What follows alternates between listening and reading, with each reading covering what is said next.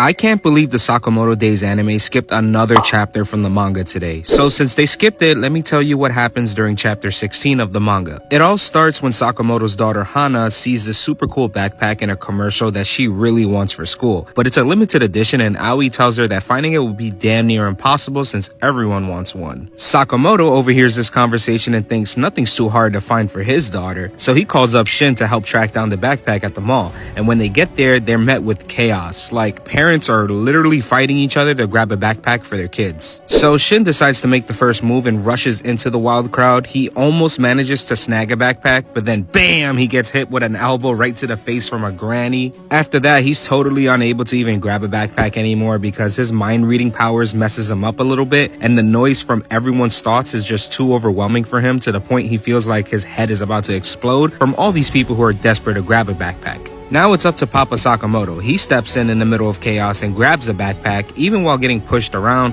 hit by chairs and people tugging at him, but he secures the bag. So Sakamoto's face is leaking like crazy after that brawl, but he finally gets to the cashier to pay for the backpack, but the cashier freaks out when she sees his face and accidentally tosses the bag, sending it flying off the counter and down the escalator. And Sakamoto locks in immediately and glides down the escalator rail, diving to try and catch the backpack before he crashes into another store. Shin, watching all of this, is totally confused about why Sakamoto is going to such lengths for a backpack. But then he reads Sakamoto's mind and sees what's really going on. Inside Sakamoto's mind, he finds images of his daughter Hana wanting the backpack and a flashback to the day she was born. When Hana came into the world, Sakamoto was hit with a ton of emotion. He started tearing up the moment he met her, saying that when she laughs, it's like a flower blooming, hence her name Hana. Her smile is like a beautiful blossom, and in Japanese, Hana means bud or blossom. In that moment, Shin realizes just how much Sakamoto cherishes Hana. He points out that the backpack is now on the railing, but before they can react, it falls again. Without thinking, Sakamoto dives after it once more, hitting the ground hard, but still manages to recover the backpack for good.